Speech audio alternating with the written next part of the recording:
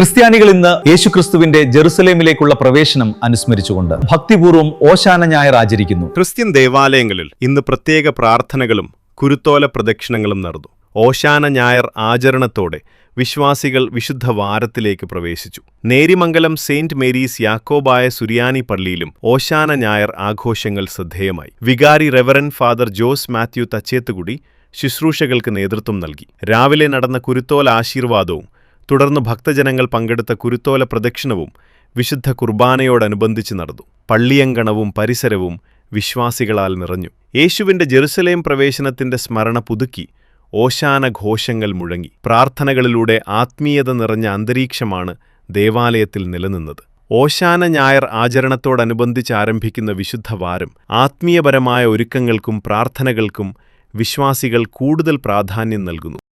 കൂടുതൽ വാർത്തകൾ അറിയുവാൻ ഉടൻ തന്നെ Jagratha news Keralam YouTube channel subscribe ചെയ്യൂ.